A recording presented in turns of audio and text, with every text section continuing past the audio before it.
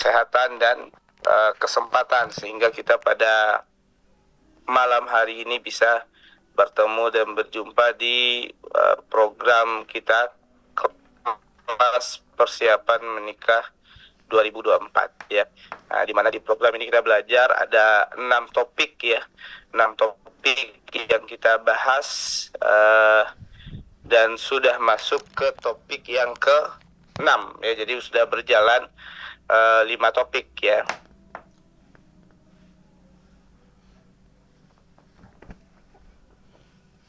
Nah, sekarang kita akan membahas tentang faktor-faktor apa saja yang mempengaruhi jodoh seseorang ya. Ini materi yang seru juga ya. Seru maksudnya saya suka menyampaikannya ya. Jadi kalau teman-teman lihat ya, kenapa kok belajar ta'aruf itu sering mengadakan webinar? Yang pertama memang passion saya di sini, saya minat di sini, dan ini juga jadi misi ya, misi hidup kami lah gitu ya, untuk mensiarkan ilmu-ilmu persiapan menuju pernikahan.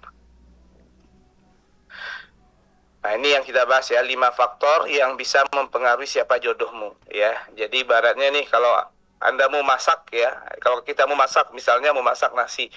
Mau masak nasi yang enak itu kan ada faktor-faktor yang mempengaruhi ya, enak atau tidaknya nasi. Pertama, misalnya jenis berasnya. Ya, yang kedua jenis alat penanaknya, apakah di periuk ya, atau di rice cooker ya, atau di panci gitu kan, atau mungkin di mana Anda masak gitu. Itu sangat mempengaruhi misalnya. Yang ketiga jumlah airnya. Ya, yang keempat besarnya api dan sebagainya. Nah, itu kan yang mempengaruhi. Jadi kalau kita pengen ya nasinya enak hasil masakannya, maka yang kita ulik-ulik ya, yang kita perbaiki, yang kita ubah-ubah, yang mana faktor-faktor yang mempengaruhi ini. Jadi dengan mengetahui faktor-faktor yang mempengaruhi agar nasi itu enak, itu akan membantu kita untuk memasak nasi yang enak. Begitu juga dengan masakan yang lain ya. 5 faktor yang mempengaruhi ayam itu enak apa enggak gitu, misalnya ayam yang digoreng.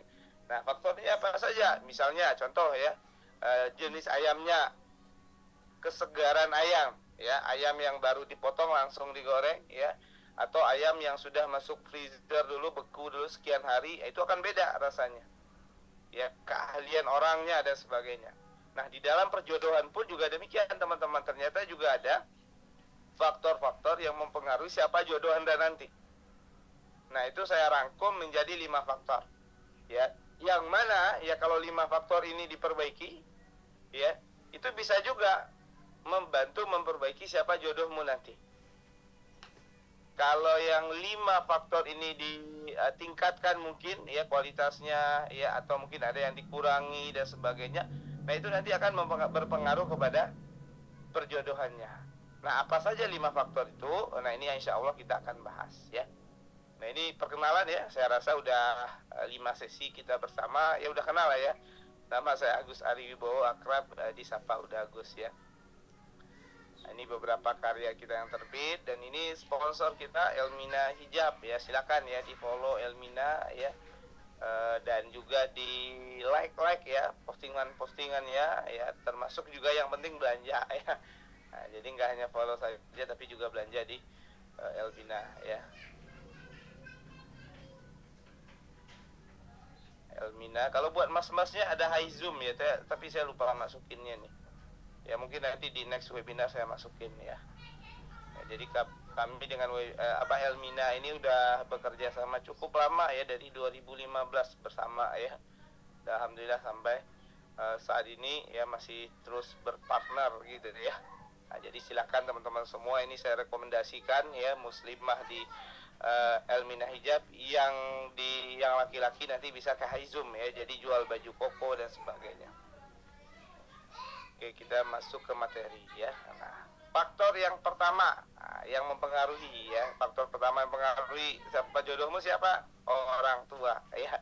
Nah, jadi orang tua adalah faktor pertama yang mempengaruhi jodoh teman-teman ya, jodoh kita lah ya. Nah, kenapa yang pertama ya, ini mungkin bagi teman-teman yang ikut kemarin workshop diridhoi orang tua di Restui Calon Mertua, mungkin masih ingat ya, kalau kita sama orang tua itu kita sama satu dan terhubung ya. Makanya di dalam agama ridho Allah ada pada ridho orang tua. Itu kenapa? Karena kita terhubung tadi. Karena kalau secara ilmiahnya gitu ya. Jadi ketika orang tua bersedih, tidak ridho dengan apa yang kita lakukan, dan pada akhirnya ya si anak pun merasa bersalah, ya pada akhirnya apa? Membuat si anak dalam langkah melakukan sesuatu itu tertatih ya. Jadi ibaratnya ada orang yang menempuh perjalanan yang sama, ya yang satunya bawa beban, yang satunya enggak. Nah, kurang lebih begitulah. Ya, ada orang yang satunya diridhoi oleh orang tuanya, yang satunya enggak diridhoi. Nah, yang diridhoi ya larinya bisa lebih cepat karena enggak ada beban. Tapi yang enggak diridhoi ya mungkin saja sampai, tapi perjalanannya lebih lama. Ya lebih banyak ujiannya. Nah, kita dengan orang tua itu sama, satu dan terhubung ya. Jadi kalau misalnya nih ada yang hidup di perantauan gitu ya, tiba-tiba Anda sakit, Anda nggak ngasih tahu orang tua. Nah, ini bisa jadi nih ya, kalau saya dulu sering merasakan hal ini, mengalami. Itu orang tua nelpon, ya gimana kabarnya gitu. Nah, kenapa kok orang tua nelpon? Ya kadang merasa nggak enak juga, merasa nggak nyaman. Nah, kenapa merasa nggak nyaman? Karena kita sama orang tua tadi itu, ya sama, satu dan terhubung tadi. Jadi kita merasakan jauh gitu ya, di mana misalnya gitu ya, orang tua di mana ya, berbeda pulau, bahkan mungkin berbeda negara, tapi tetap terhubung, terkoneksi. Jadi orang tua ikut turut merasakan apa yang kita rasakan. Begitu juga sebaliknya, kalau orang tua ada apa-apa gitu, kita juga merasa nggak nyaman, merasa nggak enak. Ya bawaannya pengen cepat-cepat pulang, misalnya bawaannya pengen nelpon orang tua dan sebagainya. Ya. Nah, kenapa kita terhubung dengan orang tua? Kenapa kita sama, satu dan terhubung dengan orang tua? Ya karena di dalam diri kita ada bagian dari diri orang tua. Ya ayah dan ibu kita. Kalau secara biologi kita belajar ya bahwa kita tercipta dari pertemuan sperma ya dari ayah dengan ovum ya atau di rahim ibu. Dan pada akhirnya kita lebih lama menetap di dalam rahim ibu kita ya 9 bulan.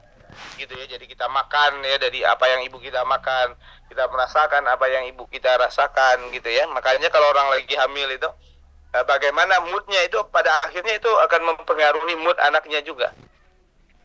Makanya kalau orang tua kita zaman dulu suka menyampaikan kalau ada yang lagi hamil, tolong dijaga perasaannya, tolong dijaga hatinya ya, jangan sampai bersedih, jangan sampai bermasalah. Nah, nanti itu akan bisa kebawa ke anaknya, kan akan mempengaruhi kondisi anaknya juga. Jadi dari dalam memang kita itu udah saling bergantung ya dengan ibu kita, dengan orang tua kita. Sampai lahir ke dunia ya, menyusui ya bersama dengan orang tua ya, 2 tahun gitu kan, dan itu juga dari dari bagian diri orang tua kita.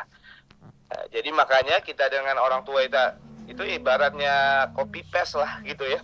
Nah, termasuk pada akhirnya ketika kita hidup bersama, perilaku pun pada akhirnya akan copy paste juga dari orang tua.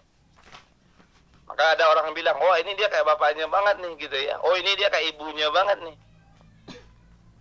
Nah, doa dan restu orang tua itu berpengaruh pada kehidupan anak ya, termasuk doa dan restu terhadap pernikahan. Jadi kalau orang tua merestui, orang tua meridoi, orang tua mendoakan ya, maka itu akan lebih lancar perjalanannya. Tapi kalau Anda berjalan ya, Anda melangkah tapi orang tua, kondisi hati orang tua nggak ridho, kondisi hati orang tua kesal, kecewa ya, nah itu ada aja kadang yang jadi hambatannya, ada aja yang menjadi halangannya. Karena itu tadi ya sama, satu dan terhubung dengan orang tua tadi ya. Bahkan ini teman-teman ya, banyak terjadi bukan hanya di orang yang sudah dewasa ya, yang akil balik gitu ya, bahkan di anak-anak pun kadang ini terjadi. Ya misalnya nih ya, orang tuanya kesel gitu bawaannya sama anak, wah tiba-tiba anaknya jatuh aja sendiri gitu kan, lagi main di luar jatuh gitu misalnya. Ya kenapa? Karena saling berpengaruh tadi, karena saling terhubung tadi. Karena ketika perasaan orang tua nggak nyaman, maka si anak pun akan ikut merasakan ketidaknyamanan itu ya. Nah, yang keempat ya, luka pengasuhan dan trauma yang dimiliki ya. Jadi ketika seorang anak mungkin ya di masa lalu punya luka pengasuhan dari orang tua ya, nah itu terkadang ya pas dia mau nyari jodoh ya akan menjadi faktor penentu juga Misalnya orang tuanya selingkuh ya, maka dia bisa jadi melihat semua laki-laki itu tukang selingkuh. Ya kenapa? Karena ada faktor luka pengasuhan tadi. Atau bahkan ada yang nggak mau nikah ya. Itu ada juga, banyak juga tuh kami temukan. Ya kenapa? Karena punya trauma di masa lalu. Jadi takut akan menjalin hubungan dengan orang baru. Yang kelima, kepribadian orang tua. Ya, kepribadian kita dipengaruhi ya oleh orang tua. Nah, kenapa dipengaruhi ya? Karena kita paling banyak berinteraksi kan dengan orang tua kita. Ya, kecuali yang memang ya qadarullah gitu ya, mungkin yatim piatu dari kecil. Yang qadarullah mungkin dikasih ya oleh orang tua ke orang lain gitu ya. Itu kalau di kampung-kampung kan suka begitu ya, kalau dia punya anak 5, yang satu dikasih ke saudaranya yang nggak punya anak gitu misalnya ya. Di keluarga besar saya ada yang kayak gitu ya. Jadi ada sepupu saya itu dia bersaudara 8. Nah, jadi 2 anak tuh dibawa sama sama om saya. Ya karena si om saya ini nggak punya anak. Ya, jadi dianggap sebagai anaknya ya. Diangkat sebagai anaknya gitu ya. Itu mungkin beda ya. Jadi kepribadiannya mungkin masih ada ya, kepribadian orang tuanya, tapi akan bercampur nanti dengan kepribadian orang tua angkatnya. Tapi kalau Anda yang memang murni ya dididik ya oleh orang tua, bersama dengan orang tua dari kandungan, lahir ya, sampai Anda SD gitu ya, bahkan sampai di usia sekarang ya, maka besar kemungkinan kepribadian Anda adalah kepribadian orang tua juga ya. Nah, akhlaknya termasuk juga agamanya ya. Kecuali kalau dalam perjalanan mungkin ya ada perubahan-perubahan ya. Memang ada beberapa orang tua soleh ya, ayahnya soleh, ibunya solehah, agamanya bagus, tapi dalam perjalanan ya anaknya jauh dari agama ada. Atau sebaliknya, ayah ibunya jauh dari agama, tapi dalam perjalanan anak-anaknya dekat dengan agama ya. Tapi kepribadian secara umum ya, karakter gitu ya, cara marah, cara kesal, cara kecewa gitu ya, dan sebagainya ya, itu ada kemungkinan ya mirip dengan orang tua. Menjawab pertanyaan ya, ada yang nanya nih ya di kolom chat, apakah benar jodoh itu gambaran diri kita sendiri? Bisa jadi benar ya. Nah, bisa jadi benar. Kenapa kok bisa jadi benar? Karena memang teman-teman ya, kita itu sebenarnya akan nyaman ketika bersama dengan orang yang mirip sama kita. Itu hukum alam, itu sunnatullah ya. Itu kita belum pakai dalil, yaitu kita bicara sunnatullah aja gitu ya. Anda yang orangnya soleh banget, Anda mungkin hafal 30 juz Al-Quran, maka Anda akan nyaman juga ngobrol ya. Kita jangan bicara jodoh dulu deh, cara teman aja. Anda akan nyaman juga bicara berjodoh dengan orang yang hafal Al-Quran ya, 30 juz, agamanya bagus gitu ya. Kenapa? Karena obrolannya pasti akan nyambung.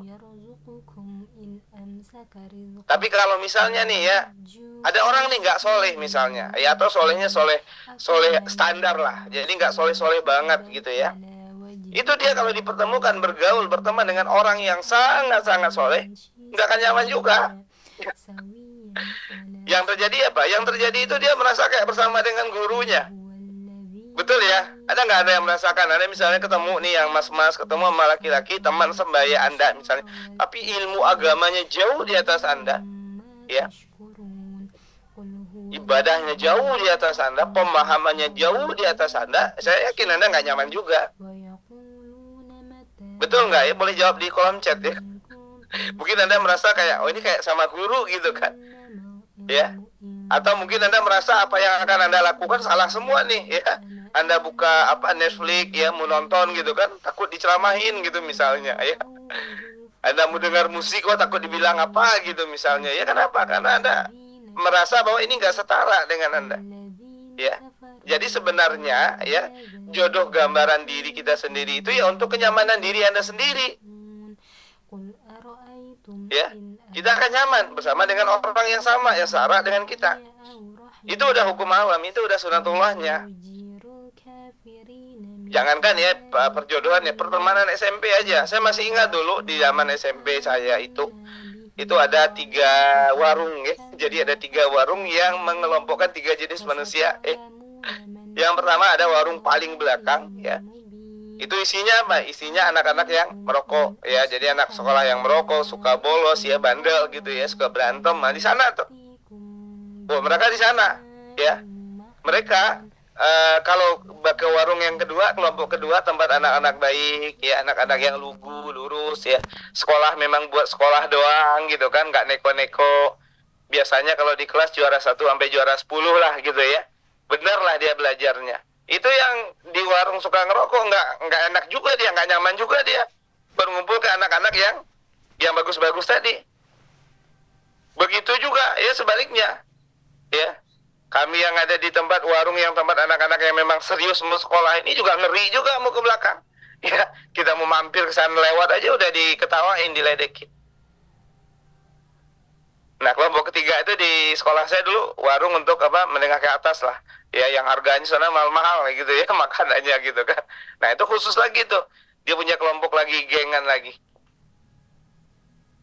Nah, kita pada akhirnya kan akan nyaman seperti itu. Akan nyambung kita ngobrolnya. Kalau dengan yang sama ya kepribadiannya dengan kita. Gitu ya. Nah, menjawab ya. Betul, langsung minder kitanya, agak minder udah jadinya gitu ya. Assalamualaikum, udah boleh bertanya di luar tema? Boleh ya, silakan ya. Mau di dalam tema, mau di luar tema, silakan ya. Di fitur tanya jawab ya, biar ini. Karena kalau di fitur apa chat bertanyanya ini jadi susah, nanti bisa kelewat ya. Nah, yang keenam yang juga menjadi faktor pengaruh ya penentu kita dalam memilih jodoh adalah keyakinan yang ditanamkan keluarga dalam memilih pasangan hidup. Ya, setiap keluarga itu kadang ada doktrinnya teman-teman. Saya nggak tahu ya keluarga ada nggak ya. Misalnya ya, kamu wanita, kamu harus kuat, kamu harus bekerja gitu misalnya ya. Pilih suami yang mengizinkanmu untuk bekerja. Ada yang nggak begitu doktrinnya, ya. Ada yang misalnya milih suami yang penting materinya dulu, ya, yang penting makan dulu lah. Ya, ada juga yang begitu ya. Ada yang menanamkan mungkin agamanya yang penting, ya nanti kalau soal makan bisa diperjuangkan gitu ya. Nah, jadi itulah keyakinan-keyakinan ya yang ditanamkan orang tua dari kecil. Ya, mungkin ditanamkannya secara langsung ya, jadi orang tua ngasih nasihat ke anak-anaknya, atau mungkin si anak dengerin obrolan-obrolan dari orang tua. Nah, tapi itu akan turut mempengaruhi si anak dalam berpikir dalam memilih pasangan hidup. Yang kedua, faktor yang kedua yang mempengaruhi juga siapa jodohmu ya, bahkan ini juga pengaruhnya sangat besar, itu adalah lingkaran pergaulan, dengan siapa Anda berteman ya. Nah, pergaulan itu akan mempengaruhi pola pikir dan perilaku ya. Makanya dalam sebuah hadis Rasulullah menyampaikan bahwa ya agamamu adalah agama temanmu. Jadi kalau kita bergaul dengan seseorang ya bisa jadi kita akan mengikuti apa yang dia lakukan. Meskipun mungkin pada awalnya Anda bilang, oh saya nggak akan terpengaruh. Tapi karena Anda lama-lama bersama dengan dia, siang malam bersama dengan dia gitu ya, nggak kos bareng, ngobrol bareng ya, pada akhirnya terpengaruh juga. Anda awalnya nggak punya niat buat pacaran, ya. Tapi karena Anda berada di lingkungan orang yang pacaran, ya setiap hari ini orang cerita, ngobrol tentang pacarnya, ya, tentang cowoknya, gitu ya. Kalau misalnya mbak-mbak, dia cerita, ya, oh cowokku begini loh dia orangnya, gitu ya. Lama-lama ya di dalam pikiran Anda pada akhirnya seolah-olah mengamini gitu kan. Oh ya pacaran kayaknya nggak apa-apa, seru juga gitu kan. Pengen juga akhirnya. Atau buat mas-mas ya, biasanya ngerokok ya. Jadi banyak orang yang pada akhirnya ngerokok itu karena apa? Karena pengaruh teman. Ya awalnya mungkin nggak merokok gitu ya. Ada nggak yang memang dari kecil gitu ya merokok gitu? Mungkin ada ya, tapi saya rasa nggak banyak. Tapi banyak itu ketika udah terpengaruh sama teman, ya. Jadi awalnya nyoba-nyoba, terlihat teman ngerokok, ya pada akhirnya ikut-ikutan, ya dan sebagainya. Jadi pergaulan mempengaruhi pola pikir dan perilaku, ya, mindset gitu ya. Ini nggak hanya soal jodoh, soal rezeki juga, soal uang, soal karir, ya. Kalau Anda berteman dengan orang yang ngeluh, ya ngeluh, suka menyalahkan keadaan, gitu kan, suka nganggap rezeki itu susah, uang itu susah, ya, susah cari uang, ya, pada akhirnya ya akan begitu juga. Makanya kan ada sebuah penelitian ya tentang keuangan ya, kalau nggak salah di Amerika sana, ya. Jadi ternyata kualitas keuangan seseorang, ya, kualitas rezeki seseorang nih penghasilannya, itu bisa dilihat dari rata-rata jumlah penghasilan 5 teman terdekatnya. Jadi kalau Anda mau tahu gitu ya penghasilan Anda gitu kan, nah, Anda mau ngetes gitu ya, coba aja siapa 5 teman terdekat Anda, ya. Kemungkinan besar ya penghasilan Anda akan sama dengan mereka atau mirip lah. Jadi kalau kita pengen ya mengubah penghasilan, ya maka ubah juga pertemanan. Nah dia akan kedongkrak, karena yang kedongkrak pertama itu apa? Mindsetnya dulu, pola pikirnya dulu, ya. Jadi ketika pola pikirnya udah kedongkrak, udah naik, ya pada akhirnya perilaku nanti akan ngikutin. Begitu juga dengan jodoh, ya, dengan pasangan hidup gitu kan. Nah, jadi coba dicek ya pergaulannya hari ini, pertemanannya hari ini, ya. Apakah ini sudah ideal ya atau belum ya dari hal agama, dari hal akhlak gitu kan. Karena itu akan sangat mempengaruhi kriteria jodoh juga, ya. Anak-anak yang suka nongkrong di masjid ya kriteria jodohnya akan beda dengan yang suka nongkrong di warkop sambil ngerokok gitu, itu beda kriteria jodohnya. Ya cowok-cowok yang suka nongkrong di masjid misalnya ya suka sholat ibadah ya mungkin di dalam kepalanya ketika ngobrol nanti kita nyari istri yang soleha yang bisa jadi ibu bagi anak-anak kita gitu misalnya, itu mungkin obrolannya seperti itu. Ya beda halnya mungkin ya dengan yang ngobrol di tongkrongan ya sambil ngerokok sambil musikan dan sebagainya, ya mungkin mereka ngobrolin tentang wanita juga ya tapi mungkin beda cara pandangnya. Oh nanti cari yang keren gitu kan, yang badannya kayak gini, yang kulitnya begini, yang putih, yang seksi mungkin begitu ya. Itu kan akan mempengaruhi cara pandang. Termasuk juga yang mbak-mbak ya, yang mbak-mbak pengajian ya, temannya soleh-soleh mungkin ngobrolan tentang cowok gitu kan, kriteria tentang laki-laki yang akan jadi pasangan hidup ya mungkin nyari yang yang bagus agamanya, yang paham sirah misalnya gitu, yang bacaan Qur'annya baik ya, yang bisa ngajak nanti anak-anak kita ke masjid, mungkin obrolannya seputar hal itu. Tapi di lingkaran pergaulan mbak-mbak yang mungkin ya masih jauh dari agama gitu ya, ya mungkin yang diobrolin apa? Wah nyari cowok yang tajir lah, yang keren, yang good looking gitu kan. Kalau bisa setiap bulan nanti bisa staycation keluar kota gitu ya. Jadi begitu. Beda ya, beda pola pikirnya ya. Saya mengikuti dua grup ya. Ini baru di grup aja nih ya. 2 grup WhatsApp lah gitu ya. Satu grup WhatsApp pengajian isinya orang-orang pengajian semua nih. Yang satu grup WhatsApp di bidang di bidang bisnis gitu ya. Nah di bidang bisnisnya tapi yang bukan Islami lah ya. Nah itu beda obrolannya ya. Ketika yang di pengajian mungkin bicara bisnis juga, tapi ada nilai-nilai gitu ya. Oh saya mau cari ini loh, cari uang yang banyak biar bisa infak ya, bisa bantu Palestina misalnya dan sebagainya.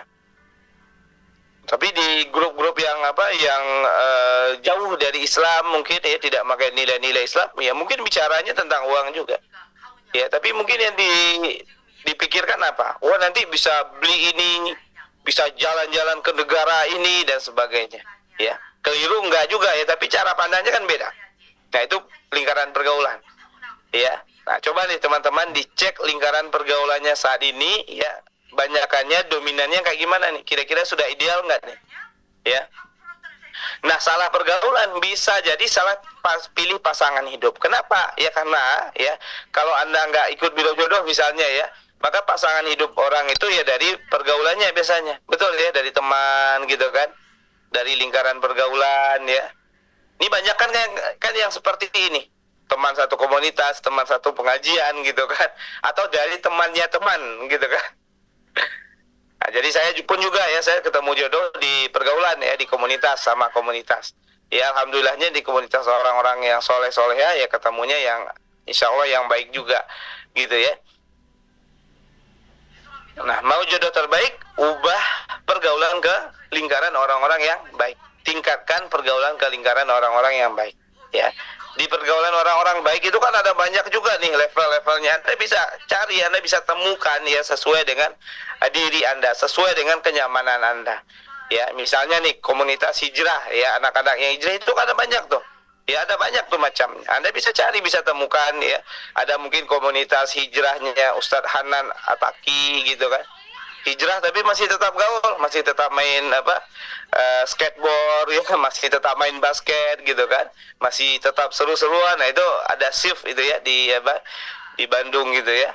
Ada yang mungkin di kotanya apa, ya silakan Anda cari. Ya Anda temukan ke orang-orang yang di sana, ya orang-orang soleh, nggak mesti banyak-banyak ya, 1-2 cukup ya, 1-3 orang atau berapa orang, yang penting ya orang-orang terdekat, lingkaran terdekat Anda ya. Orang terdekat itu maksudnya adalah orang-orang yang kalau Anda itu punya masalah cerita ke mereka. Nah itu kalau bisa itu orang-orang yang baik, itu orang-orang yang soleh lah gitu ya. Nah, pastikan sahabat, dia teman dekat, memiliki kualitas agama dan akhlak yang baik. Nah, itu yang mempengaruhi. Yang kedua, lingkaran pergaulan. Ya. Nah, yang ketiga yang mempengaruhi juga apa? Ilmu dan wawasan tentang pernikahan yang dimiliki. Ya. Kurangnya ilmu bisa berpotensi salah pilih pasangan. Gitu ya. Anda misalnya disuruh sama ibu Anda ya, pergi ke pasar. Ya, untuk apa? Untuk beli ikan misalnya.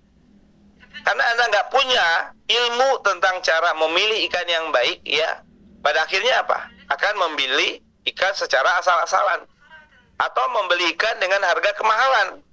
Kayak saya, beberapa waktu yang lalu, 2 minggu yang lalu, baru. Jadi saya ke pasar, beli ikan gurame, ya. Saya nanya ya ke abang-abangnya, berapa nih bang? 1/2 kilo, kata abang-abangnya, 50.000 gitu ya. Ya saya percaya aja gitu kan. Udah saya beli aja 1/2 kilo 50.000 ya. Pas nyampe rumah istri saya nanya, ini ikannya beli berapa ya. Saya kasih tahu 1/2 kilo 50.000, sekilo berapa, sekilo 100.000 dong gitu kan. Iya, kasih tahu Messi, saya standarnya ikan gurame itu 60-70 sekilo ya. Nah itu kan karena kurangnya ilmu. Jadi karena kurangnya ilmu pergi ke pasar, salah pilih salah harga gitu ya. Iyain aja. Nah, karena ternyata kalau di pasar itu kan perlu ada tawar menawar ya, saya lupa gitu kan. Jadi kalau Anda belanja di pasar tuh meski nyiapin skill tawar menawar ya. Jadi ada beberapa pedagang di pasar itu, dia akan menaikkan harga dari harga standar biasanya ya. Nah, ada memang orang yang nggak paham tawar menawar, ya sudah lewat gitu kan, kebeli mahal jadinya ya. Ke pasar kan kayak gitu ya, setengah berapa, 50.000, kita tawar aja setengah harga 25.000, gimana tambahin lah 50.000, 5.000 lagi ya, jadi gitu kan. Tapi karena kurangnya ilmu ya, kalau Anda nggak tahu ilmunya, bisa jadi Anda salah beli. Begitu juga ya, Anda disuruh beli, orang tua Anda beli ikan ke pasar, Anda nggak tahu ilmu ikan yang dibeli itu yang kayak gimana, yang sehat itu ya. Di pasar kan ada banyak tuh jenis ikan, ada ikan yang udah mati ya, ada ikan yang lagi di kolamnya lagi hidup gitu kan, menggelepar gitu kan. Itu kan ada ilmunya juga ya. Itu kan sederhana sebenarnya, tapi ada orang yang beli buat cepat aja gitu ya, serahin aja sama penjualnya. Akhirnya si penjual ambil ikan yang udah mati, bukan ikan yang segar ya. Atau kalau beli ikan laut ya bisa dilihat dari matanya, misalnya ketahuan dia masih segar atau udah mau membusuk gitu kan. Nah itu kan dalam memilih makanan aja gitu ya. Kalau kita nggak tahu, bisa jadi salah kan, salah pilih. Nah begitu juga dengan memilih pasangan hidup, perlu ilmunya, perlu tahu ilmunya ya. Jadi memiliki ilmu ta'aruf ya akan membantu teman-teman dari mengenali calon pasangan sebelum menikah ya. Jadi tahu ilmu cara mengenalinya. Nah semakin kaya dengan ilmu dan wawasan, semakin bisa melihat pernikahan dengan cara pandang yang bijak ya. Cara pandang yang bijak itu seperti apa? Yang melihat pernikahan itu enggak hanya sesuatu yang sangat baik semuanya, atau juga tidak melihatnya sebagai sesuatu yang sangat buruk semuanya. Tapi ya, melihat pernikahan ya memang ada enak-enaknya, indah-indahnya, tapi akan juga ada nih kesulitan-kesulitan yang membutuhkan kesabaran. Itu yang bijak. Nah, bisa melihat itu dengan bijak ya, karena apa? Karena ilmu dan wawasan yang dimiliki. Ya, Anda sering ikut seminar online seperti ini, atau kajian offline, atau kelas-kelas online, sering baca buku pernikahan, jadi akan bertambah ilmunya, akan bertambah wawasannya tentang pernikahan. Ya, jadi tahu gitu ya, mana kewajiban, ya mana yang hak dalam pernikahan gitu ya. Sehingga pengetahuan ini nanti akan membantu ya menjalani pernikahan dengan lebih baik. Yang keempat ya, ilmu yang salah ya berpotensi membawa keburukan. Begitu juga kalau salah ilmu ya. Nah, ilmu yang salah dapatnya dari mana biasanya? Ya kadang dari dengar-dengar kata tetangga gitu kan. Kata orang gitu ya. Oh, kata orang begini, katanya begini gitu ya. Apalagi kalau yang misalnya mendengarkan kata-kata orang yang sedang trauma, itu bisa bahaya juga ya, karena dia memberikan nasihat ya sesuai dengan perspektif pribadinya yang sedang trauma ya.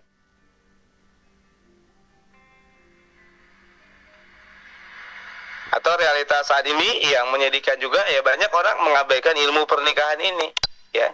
Banyak orang sibuk mengumpulkan uang karena menganggap bahwa yang penting ya uang, uang, uang gitu ya. Tetapi lalai ya dalam menyiapkan bekal ilmunya gitu ya. Nah yang keempat, apa yang keempat menjadi faktor yang mempengaruhi pernikahan? Ternyata hiburan ya. Film yang Anda tonton ya. Ayo Anda nonton film apa hari ini ya? Kalau di sekarang ya lagi apa, seri-series ya, seri-series yang ditonton, musik yang didengar, sinetron dan bacaan-bacaan novel ya.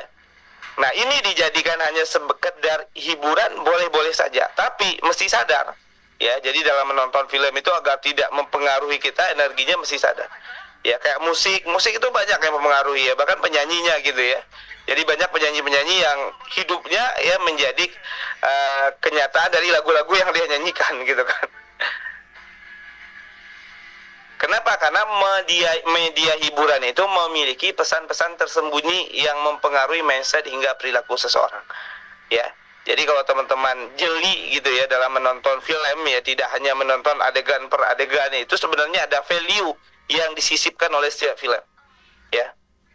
Film Indonesia ada ya, apalagi film-film yang barat ya, film-film Disney misalnya ya, bahkan di film-film anak kadang ada value-value yang dia selipkan ya.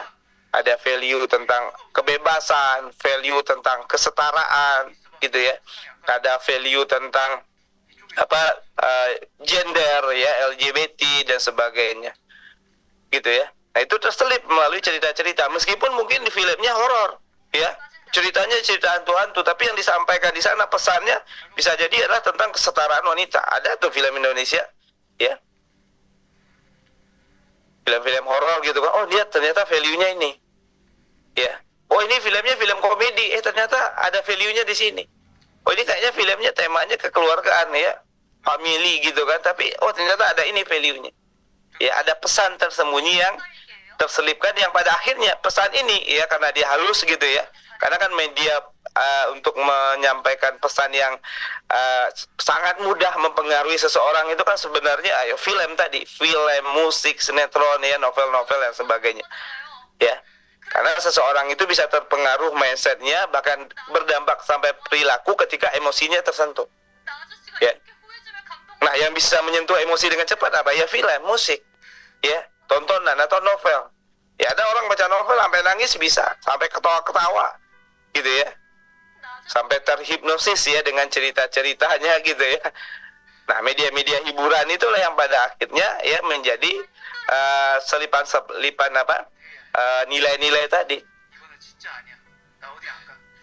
sehingga pada akhirnya lama-lama ya bisa terpengaruh juga kalau ya nggak hati-hati, kalau nggak difilter ya, kalau nggak menyadari. Tapi kalau sadar di awal, oh ini filmnya nyampein tentang ini, insya Allah nggak masalah juga ya. Meskipun bisa juga tuh pelan-pelan ngubah kalau keseringan nonton gitu kan. Nah, yang kedua apa? Memiliki imajinasi jodoh seperti dalam cerita yang disukai. Nah, ini sering terjadi ya, karena dia ngikutin ceritanya ya, apalagi cerita sebuah drama yang kadang ya berseri-series ya, atau bersession-session gitu kan. Ikutin semua gitu misalnya. Itu bisa ya mempengaruhi imajinasi jodohnya ya. Sehingga dalam pikirannya kayaknya seru kalau punya pernikahan kayak itu. Atau kayaknya seru punya kehidupan yang seperti itu. Atau kayaknya seru punya punya pasangan yang seperti itu dan sebagainya ya. Nah apalagi kalau misalnya hal-hal tersebut ya berjauhan dengan nilai Islam, akan menjadi berbahaya ya.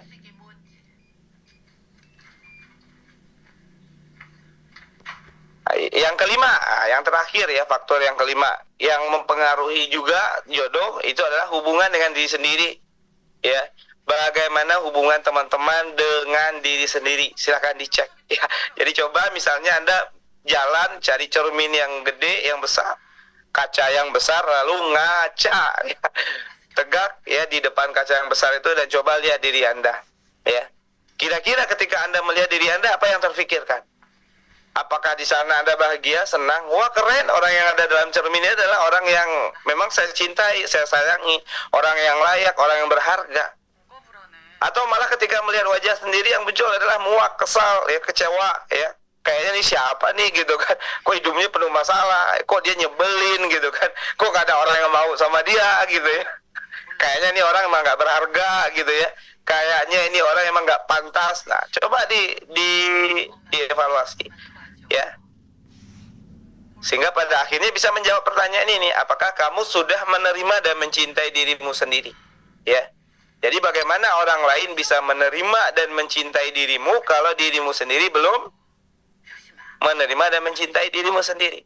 Jadi sebelum orang lain nih masuk ke dalam kehidupan Anda, sebelum orang lain menerima dan mencintai Anda, maka mulai dari diri Anda sendiri dulu, menerima dan mencintai orang lain.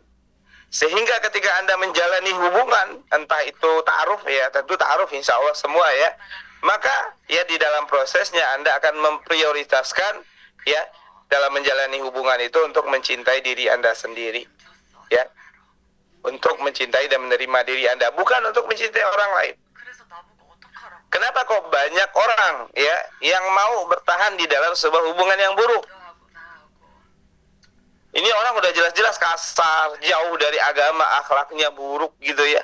Tapi dia nggak mau putus dalam pacarannya. Banyak kami menemukan hal-hal yang seperti ini. Karena ini tadi masalahnya, karena dia sendiri nggak mencintai dirinya. Dia sibuk mencintai orang lain. Ya, dia bahkan menggantungkan kebahagiaannya pada orang lain. Dia bahkan menggantungkan ya kalau dia bisa bersama dengan saya, berarti dia bisa menerima saya nih. Nggak apa-apa meskipun dia kasar, yang penting kan dia bisa menerima saya. Nah, kadang itu penting gitu kan bagi orang-orang ini, orang yang belum menerima dan mencintai dirinya sendiri. Sehingga pada akhirnya dampaknya merugikan dirinya, berdampak pada salah pilih pasangan hidup. Ya. Apakah kamu merasa bahwa dirimu layak dan berharga?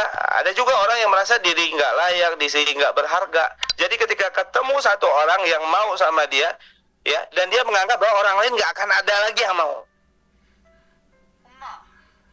Makanya kadang ada orang yang habis tinggal ya oleh seseorang gitu kan, pacaran biasanya habis putus gitu kan, dia itu trauma, dia menjadi susah move on. Kenapa? Karena dia merasa siapa lagi sih yang mau menerima saya? Siapa lagi sih yang bisa menganggap diri saya berharga gitu ya? Ya kenapa ya? Karena mulainya dari dirinya sendiri, ya belum menerima dirinya. Dirinya sendiri belum menganggap dirinya layak dan berharga. Ya. Yang ketiga juga, apakah kamu sudah memaafkan kesalahanmu di masa lalu? Ya, setiap orang punya kesalahan, punya kekeliruan, mungkin ada maksiat besar yang dilakukan di masa lalu, coba dicek. Ya, masih menyalahkan diri sendiri-kah atau sudah memaafkan, ya. Apakah kamu sudah rutin merawat diri sendiri sebagai bukti cinta pada diri sendiri, ya. Jadi merawat diri itu bukan buat orang lain. Coba dicek, Anda gosok gigi itu setiap hari kah? Ya, atau setiap mau kerja aja.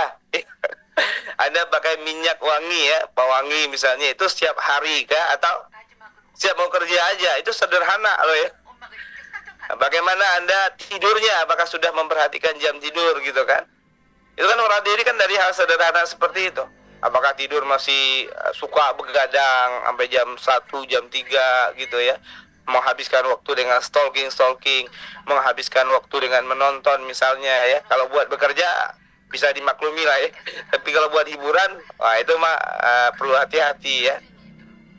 Apakah sudah memperhatikan apa yang masuk ke dalam badan kita ya, makanan yang dimakan gitu kan, kandungan gulanya, ini sering saya sampaikan gitu ya.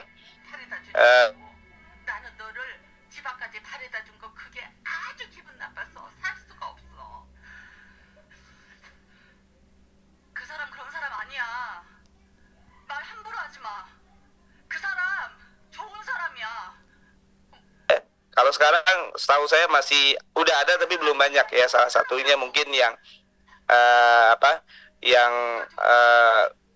yang viral, yang banyak dikenal orang, Ustadz Dr. Zaidul Akbar ya. Mungkin perlu tuh kayak gitu yang banyak untuk mengingatkan kita. Ya kalau ternyata gula itu sangat berbahaya. Bahkan salah satu pembunuh tertinggi ya, coba dicek kalau saya nggak salah angkanya di Indonesia itu 10 jutaan atau berapa gitu. Ya, itu diabetes karena gula. Ya. Nah, makin ke sini ini kehidupan kita ini makin dikelilingi oleh gula-gula nih, ya. Banyak yang bilang ya, anak muda zaman sekarang ya, generasi milenial gitu ya, itu banyak ya. Muda-muda tapi rentan dengan penyakit, muda-muda udah diabetes, muda-muda ada yang udah stroke dan sebagainya. Ya, kenapa? Ya karena suka nongkrong di kafe. Ya. Kalau di kafe minumnya apa? Ya kopi susu ya, kalau enggak minum minuman yang lain isinya ya gula semua gitu kan. Kalau Anda beli kopi susu kan ada sirupnya gula, ada krimnya, ya ada susunya, campurannya juga gula aja itu. Ya. Kita beli minum misalnya minuman teh gitu kan, kalau kita lihat komposisinya ya sebagian besar isinya mungkin gula ya. Kita makan coklat ya, namanya sih coklat gitu ya. Tapi kalau kita lihat komposisinya mungkin lebih dari separuhnya adalah gula. Ya karena coklat yang asli itu nggak enak ya. Jadi kalau banyak cewek lebih suka coklat ya misalnya gitu ya. Tapi yang dia suka coklat manis ya kan. Nah, berarti dia sebenarnya bukan pecinta atau penyuka coklat. Karena coklat yang asli itu, yang bubuk itu pahit rasanya ya. Kampung saya itu salah satu penghasil coklat ya. Tanaman coklat. Jadi bijinya dibuat bubuk. Nah, itu coklat yang murni itu kayak gitu. Kalau minum coklat yang murni itu, yang sebenarnya coklat itu ya pahit. Nah, kalau manis itu ya sebagian besarnya gula. Kecil tuh, sebagian kecilnya tuh yang cuma coklat. Ya. Jadi merawat diri sendiri termasuk itu tuh, memperhatikan yang dimakan, makanan-makanan yang masuk ke dalam diri kita. Ya. Memperhatikan juga ya pola olahraga yang kita lakukan dan sebagainya. Nah, ini silakan dicek. Nah, inilah kurang lebih teman-teman semua 5 faktor ya yang bisa mempengaruhi jodohnya siapa ya. Nah, mudah-mudahan nanti ini bernilai kebaikan bagi teman-teman dan mulai kebayang nih ya hal mana yang mungkin perlu dibenahi gitu ya. Silakan yang mau bertanya ya. Ini pertanyaan-pertanyaan udah mulai bermasukan ya, mulai berdatangan ya.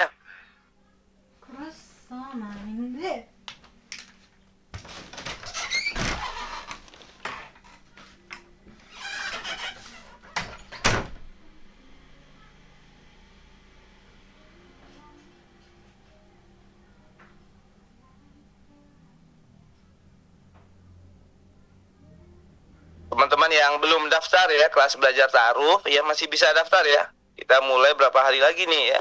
Sekitar 11 hari lagi ya. Nah, jadi masih ada kesempatan bagi Anda buat daftar. Belum terlambat ya buat gabung, buat daftar ya. Silakan ya dimanfaatkan ya momennya buat daftar ya.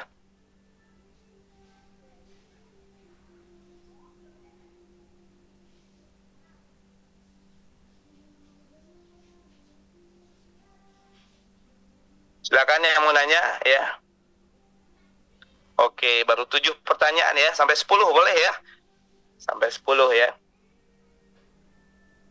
Silakan kalau mau menambahkan ya, siapa lagi yang mau nanya sampai 10 ya.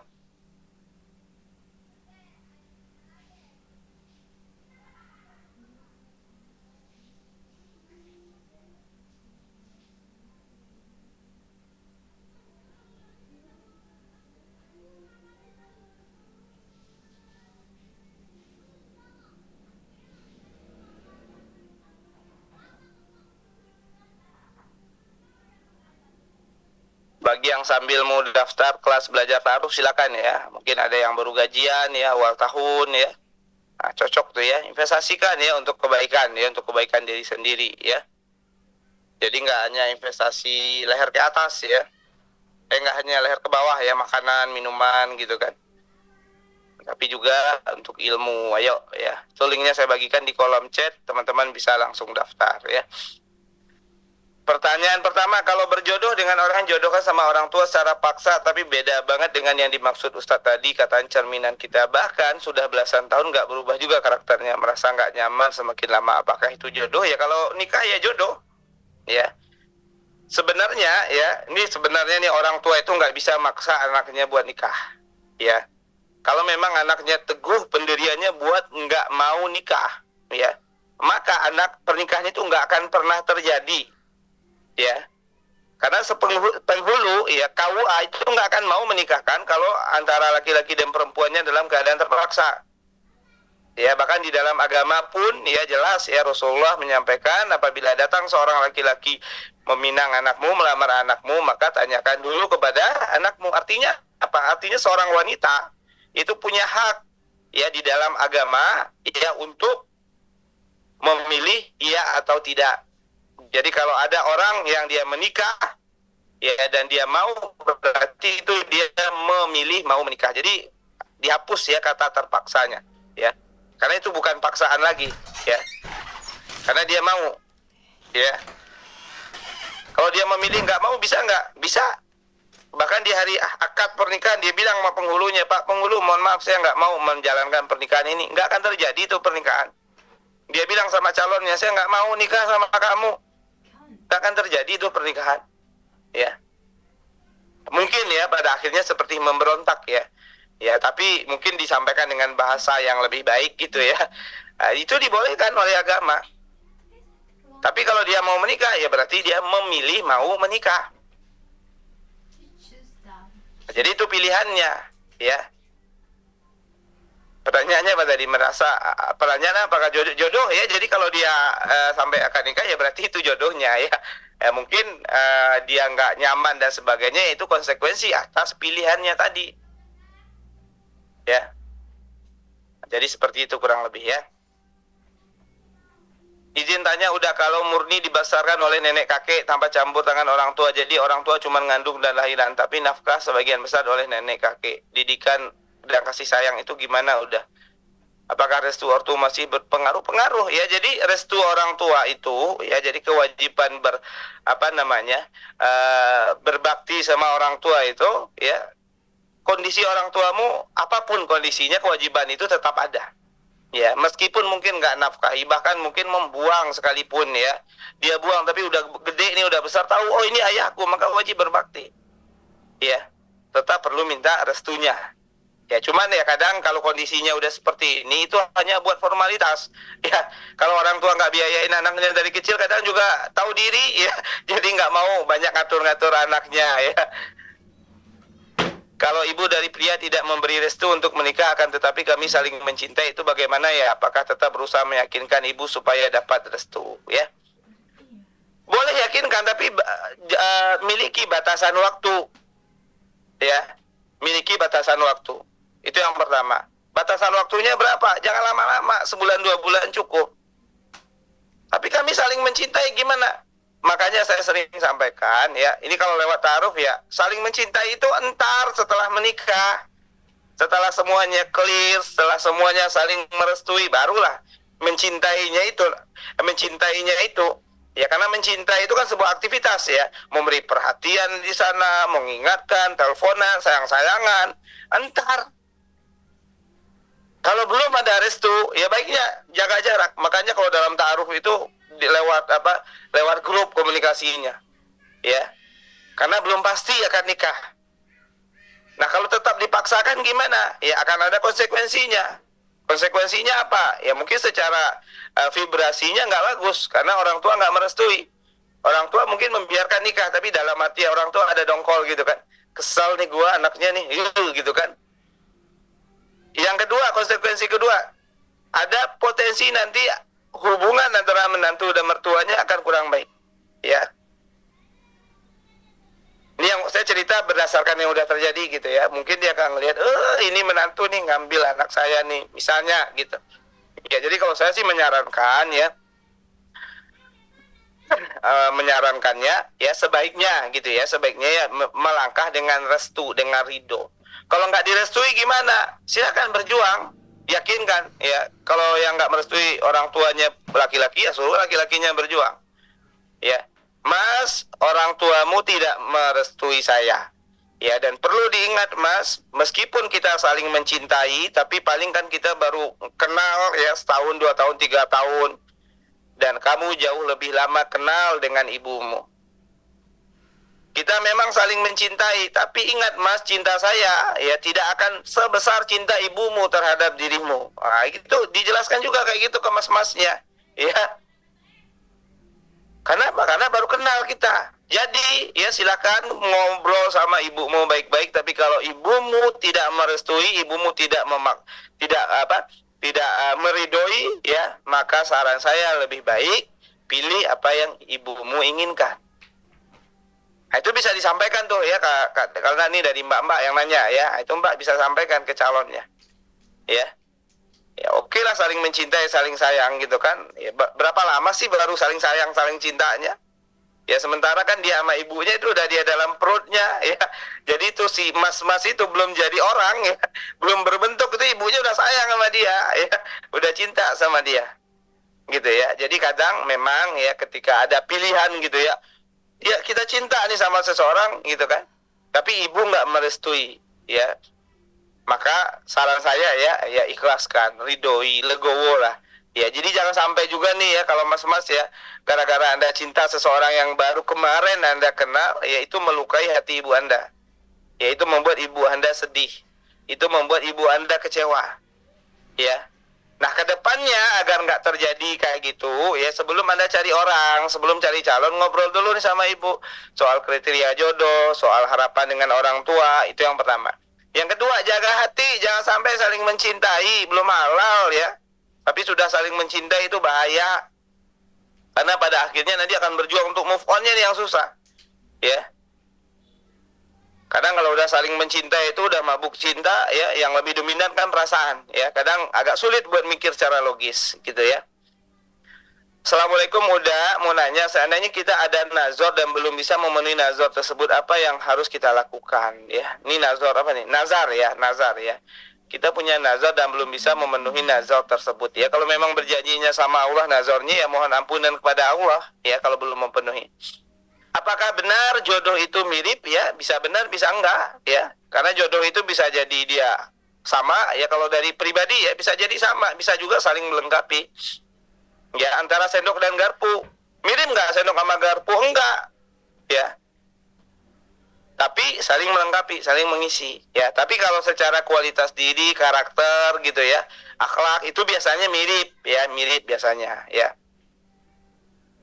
Tapi kalau keahlian ya bisa aja saling melengkapi. Untuk sifat ya, yang satu suka kuah misalnya, satu enggak, itu bisa saja bertentangan ya. Apakah benar jodoh itu saling melengkapi? Misal perempuan yang sabar, laki-laki yang pemarah gitu ya. Kalau Anda memilih jodoh Anda pemarah, ya bisa jadi benar. Tapi antara pemarah dan sabar itu bukan saling melengkapi yang bagus.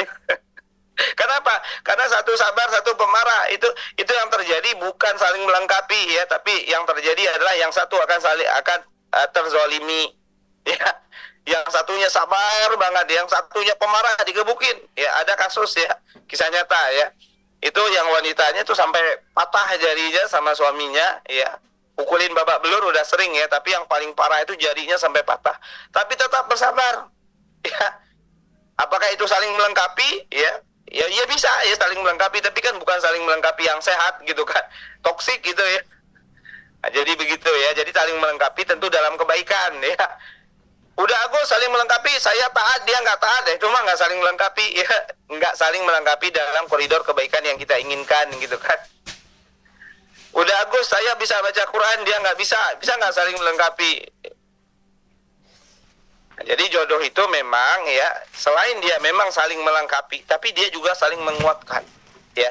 Karena rumah tangga itu agar dia kokoh perlu dibangun oleh dua orang yang kokoh juga, yang sama-sama kokoh akhlaknya, yang sama-sama kokoh agamanya, yang sama-sama kokoh kepribadiannya ya. Sehingga nanti ketika sudah menikah dia saling menguatkan ya, saling melengkapinya itu saling menguatkan, bukan saling melengkapi salingnya menuntut gitu ya, saling berharap untuk diisi. Tapi kan ada tuh ya, yang satu kosong, yang satu berisi gitu. Jadi dia mengharap tuh, menuntut terus, melengkapi juga pada akhirnya. Tapi kan nggak asik gitu, nggak enak perjalanannya. Nah beda cerita kalau misalnya ya ada memang saling kosongnya, tapi saling berusaha untuk ngisi, saling berusaha untuk menguatkan. Apakah jika kita ingin berada di lingkungan yang Apakah jika kita tidak berada di lingkungan yang baik, tapi kita ingin mendapatkan jodoh yang baik, apakah cukup berdoa saja dan memperbaiki diri? Ya, kalau cukup atau tidak walau alam ya, tapi kalau sebagai manusia tentu ya sebaiknya melakukan ikhtiar yang semaksimal mungkin ya. Ibunda Siti Hajar ya berada di lingkungan yang kering gersang gitu kan, pengen minum, apakah cukup dengan berdoa saja ya? Ternyata Ibunda Siti Hajar nggak hanya berdoa tapi juga lari dari sa'i gitu ya, dari Safa ke Marwah. Kalau cukup berdoa mungkin ibundanya Siti Hajar berdoa ya, apalagi nih kan istrinya Nabi gitu kan, pasti dapat privilege lah gitu ya, doanya lebih cepat dikabulkan atau gimana gitu. Tapi kan enggak. Rasulullah misalnya berjuang dalam perang Uhud ada kalahnya juga gitu kan. Apakah dalam peperangan cukup dengan berdoa saja? Enggak juga. Perlu mikir, perlu strategi juga. Ya. Gimana nih strateginya, mikir. Jadi pasukan-pasukan Islam itu ya menang itu selain memang itu karena karena pertolongan Allah ya, tapi karena strategi yang canggih juga. Ada Salman Al-Farisi yang bikin strategi parit ya, dia gali parit ya di perang Khandaq ya, itu nggak kebayang sama orang kafir Quraisy ya. Jadi memang berdoanya perlu ya, memperbaiki dirinya perlu, tapi strategi-strateginya kalau pengen hasil yang maksimal juga perlu. Jadi begitu ya, maksimalkan ikhtiarnya semampu kita, sebisa kita ya. Ikhtiar semaksimal mungkin. Assalamualaikum warahmatullahi. Izin bertanya Ustaz, gimana cara menghilangkan trauma ya? Menghilangkan trauma dengan terapi ya, terapi bisa ke konselor ya. Kalau konselor kami ya insya Allah bisa bantu ya. Atau Anda pengen ke psikolog langsung bisa, silakan ya. Jadi kalau konselor itu orang-orang yang memang tersertifikasi ya untuk menyembuhkan trauma. Ya biasanya bukan untuk trauma-trauma yang berat ya. Misalnya kayak saya konselor berbasis hipnoterapi dan NLP. Ya ada sertifikatnya. Jadi tersertifikasi ya. Nah, tapi saya punya batas juga karena bukan dari psikologi ya. Saya punya batas ya. Jadi kalau udah ada batas-batas tertentu setelah di assessment, maka saya akan rujuk ke psikolog. Ya, nah, jadi bagi teman-teman yang mungkin kalau ke psikolog nanti kesannya gimana gitu kan, ntar dikira apa ya, bisa ke